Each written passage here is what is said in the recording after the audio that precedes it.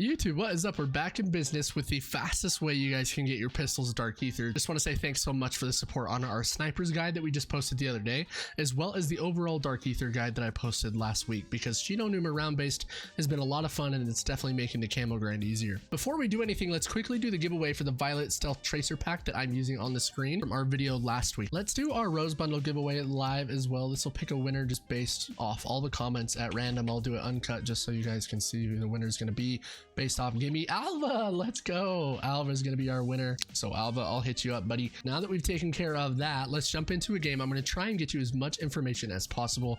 Make it short and sweet, not waste too much of your time. But as we know, man, the pistols are hard. The single fire sucks. They don't do a ton of damage. So using Rampage Inducer might be a little bit different. I'm going to go over everything you guys can do. If by the end of this video, you guys feel like it helped you out at all, make sure you leave a like, comment, interact with the video in any way. It really helps the video get out there to people who haven't got to see the channel yet, also helping them with their camos as well. So I appreciate it a ton. So I'm gonna get my Rampage Inducer turned on just because it's the beginning of the game. I can at least one-shot melee all of the zombies until the end of round 3. So we're gonna get this turned on just to help these earlier rounds go a little bit faster, to shoot those lanterns in the order that I did, and then you guys can play whack-a-mole a little bit. Now make sure you're meleeing each and every zombie because we need to get perfect amount of points here. So these first 2 rounds we're just meleeing every zombie. And if you guys want to make it easier on yourself, especially with pistols, once they kind of get inside the map, just deactivate it. It'll give you a lot more time to punch these guys without going down. Quickly kill this zombie and then you guys will get a new refresh and reset of covenants again on round 3. Awesome. We got critical expertise. Non-critical hits have a chance to be critical. Perfect. Now we will also come over here and grab our free jug. Don't forget to do that. Now we need to pack-a-punch our pistol as soon as possible. We need to start working on those 4,000 pack-a-punch kills. So I like turning on Rampage Inducer. Just run past these guys here, don't go down, and then we're going to jump up on top of the boxes, which has been heavily utilized in other strats, and we're only going to play here until we have enough points to pack a punch. Gives you plenty of time to reload, get some kills off on these guys. Don't forget you can still melee, so while they're jumping up top, you guys can just walk over and whack the zombies as they climb. There we go. There's round 6. Let's check again. We did not get anything. So the covenants that we're going to want to have here are going to be critical expertise, unholy ground, and then if possible into the later rounds that we play, we want to have bloodlust for the one-shot melee potential, because that would make it so you guys can stand on top of the box and just thump these guys all day. But while it's a 2-hit melee, it's pretty much impossible. Once you guys get into a round like 6, you can come over here and just deactivate Rampage Inducer. Again, with the pistol, it's going to be a little bit difficult for you. As far as attachments go, I would bring in the biggest magazine that you guys can every time, and then on the trigger, anything that helps your fire rate go up, as well as on any barrel attachments. You know, things that are fully automatic, have burst conversions, definitely take those as well. But it's pretty simple and easy with the pistols. You just got to get in a good spot and stay alive as long as you can. Now that we are on our last zombie here, we're going to open up the door to the dig site and immediately pack a punch, okay? Because we need to start working on those pack a punch kills. Like I said, just remember, man, those 4,000 kills and the 4,000 pack a punch kills take longer than anything. The rest of them will essentially complete themselves. So as long as we can be working on that pack a punch kill and getting kills as quickly as possible, those boom shooter kills, the rapid kills, all those things will take care of themselves. So at this point, I'm going to return up on top of the box. Use Rampage Inducer. It will be a little slower through the early rounds if you don't have it, so just turn it back on if you want to sit on top of the box. I'm going to go ahead and do that just because I'm not moving. It will help us out a little bit. Now once you guys have your first pack, this is a great spot. You'll be able to sit here for quite some time, okay? So you can either choose this spot, or I'm going to take you to the more sustainable one that's a little bit safer here in just a second. That one's going to require a little bit more points from us, so we'll stay on the box until we can open the door to Doctor's Quarters, which we will then go and activate the zip line. Now you guys have seen this spot before, and for pistols it's perfect, and I'll explain why in a second. We'll activate that zip line to go back up to the top. Now this is going to give us our safest line of sight with the pistol, okay? So what I mean by that is the damage range on your pistols is not very good, so we need a spot that's kind of up close, but we don't have to shoot through a ton of zombies at once. This spot will allow us to shoot zombies that trail on this side, turn the corner, and it's kind of a one-on-one all the time. Meanwhile, we can deal damage to the zombies walking in this straight line until they get a little closer. It's round 9 here. We're gonna go check the covenants real fast. I'll show you specifically how that spot can help you guys out just after, but we're looking and still nothing. So again, the spot up top's gonna be great because you're kind of in a 1v1 with these zombies a lot, right? So you can just headshot them. We want to get that critical expertise so we deal more critical damage. Aim just at head, you know, at head length. Just be aiming it to heads, and it's kind of just a one-shot lineup. The nice thing again is when the zombies turn the corner, you won't have to shoot through a bunch of them at the same time. Make your gun weaker than it already is to begin with. with because it's a pistol, right? So as you can see, they kind of take their turns turning the corner. So as long as you guys can hit them in the head, you won't experience any problems at all. Now, once we finish round 9, we will have enough points to go through here and get our free perks. So we want to open up the map, grab all the free editions of the perks, because there's going to be a specific order that we want to max these in, and I'll talk about those in a sec once I've got them all. All right, so as we grab our last perk here, being diabolical damage, the 3 perks that we're really going to want to work on in this spot are going to be speed cola, the critical damage with diabolical damage, and then our jug. Now, we don't necessarily need stamina because we are using unholy ground and we are staying in one location, being right here, right? So we want diabolical damage for the extra critical damage. Now, pairing that with our critical expertise covenant, that will mean we're doing the most damage as often as we can, you know, adding in the fact that we're pack-a-punching our gun and stuff like that. Now, what I would suggest doing first is grabbing tier 2 of jug and then tier 2 of critical damage, and then after that we're going to immediately be maxing our speed cola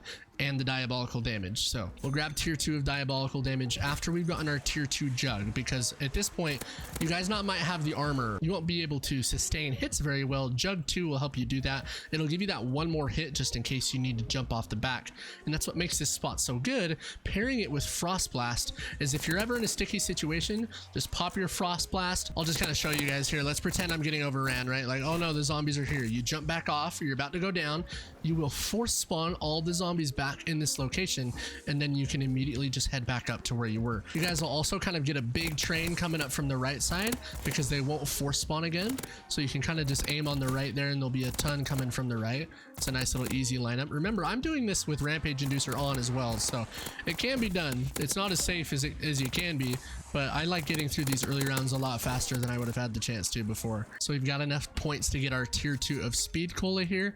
Now that we've got those 3 things tier 2'd, we're going to save up our points for second pack-a-punch. I haven't really found any covenants that have been good for me, so you guys can come over here, level up your frost blast. Don't forget to do that. Remember, just when it becomes a new covenant round, you'll get a new sacrificial heart, so you won't necessarily run out of those. Ooh, I found a decoy. Always be picking up decoys too. When you're doing strats like this, trying to go for camos, decoys are your best friend. But yeah, between this location and then sitting on the box, I'm really a fan of both of them. Honestly, whatever one you feel comfortable with, it gives you the option to not really get bored at each location. So sit in this spot. You know, if you feel like these zombies are a little too close for you and you can't get the headshots as fast as you're wanting, maybe try on top of the boxes, but I enjoy them both. I think this one's a little bit safer because the other one, when you jump off the boxes, right? So let's say I'm getting overran here. Really, your guys' only bet is to come and train over by the fish hut and then have to return back to the boxes, which you're going to have all these zombies still here and you can't despawn these guys. So it's a little bit more difficult to get back up, but hey, it's whatever, you know, it's up to you. Use whatever one you think's best. We're at round 12 here, so we're going to come check. Awesome. We got unholy ground. Now, all we're really looking for is this bloodlust, right? The melee attacks deal more damage to the zombie and then they will heal me. But so the later in those rounds we get, we want to be checking for purple tier and the orange legendary tier of bloodlust. Next round we have our Zabala, and I will show you guys how you can deal with that. It's another reason I really like this spot. We did not get bloodlust or any upgrades for critical expertise in unholy ground. That's okay. We'll come over here, hit our second pack-a-punch, and then after second pack-a-punch, we're going to hold off on our third pack and upgrade all of our perks. So there we go. We have our Zabala. I'll head back over to the spot just so I can show you guys how you can play around her. And then from here, we're getting enough points to max out our diabolical damage and our speed cola, and then jug, and then quick revive. And then I wouldn't even put any points into stamina unless you're like very late game, and you can, because why not? We're going to do a lot of damage with these pistols, so don't worry too much about having to shoot a bunch because we're going to be a heavy hitter just because of the setup that we've got. Zabala really has 3 kinds of attacks. She will only shoot 1 orb at you, but then she'll also go underground. So as you can see, she shot 1 attack and she won't teleport. So there's her teleport attack, which she will pick a new location to come up here and attack us from. So we'll wait till she walks a little closer, and then if you guys can see her going underneath the ground, we're actually going to jump off. There she goes. She's off the ground. We're going to back up over here where we'd force spawn these zombies, and she will spawn just directly underneath us, and there won't be really any zombies around. You can break that mask and run back up top after you force spawn those zombies. You guys can kind of just walk in front of the attacks too. If there's enough time in between the zombies, just kind of walk up front. They'll kind of go off right there. You can kind of just zigzag back and forth, but that's how I like to deal with it. My pistol is level 13, boys, so I'm using a blueprint, something I would suggest you guys do too. Use a blueprint. If you have no attachments, more than likely you've got one from a battle pass or 2. So she'll teleport underground. Again, just kind of drop down here. She'll spawn at the bottom. Take care of her without any zombies around you. but I would seriously play into it as high of a round as you can with the pistols. Getting set up is the worst part. Awesome, we got a critical expertise upgrade there. Don't forget, come over here, always be buying armor too. Armor is super important in this game. You will literally get shredded without it, so use your hearts on getting those covenants that we need. Again, the critical expertise, unholy ground, and bloodlust.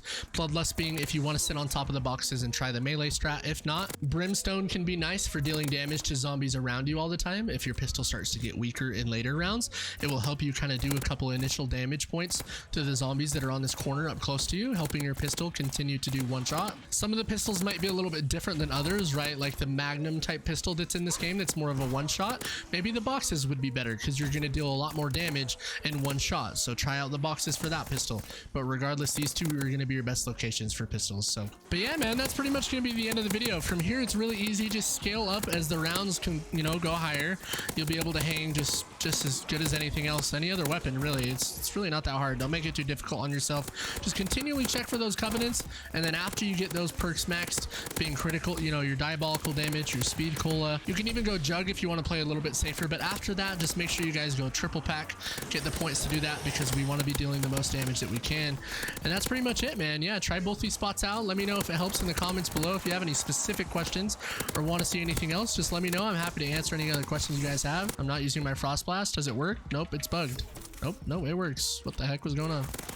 No, it's available? No, it's working? Bro, what's going on? But anyway, I hope you guys have a kick-ass rest of your day if you're just starting it. Sleep well if you're just ending it. We got purple bloodlust, so it's a great day. We're set. But I'm not going to play anymore because I think you guys get it, and I don't want to get monotonous because I feel like I already am. But again, if you enjoyed the video, leave a like on it, comment, interact with the video in any way. It really helps the video get out to people who haven't seen our channel yet. And we're almost at 70,500 subs, man. So if you guys haven't subscribed, because we're like 30 subs away from getting 500 new subscribers in the last week. So join up. We're growing, baby. But yeah, man, you guys have a good rest of your day. I'll see you in the next one. Peace out. Take care.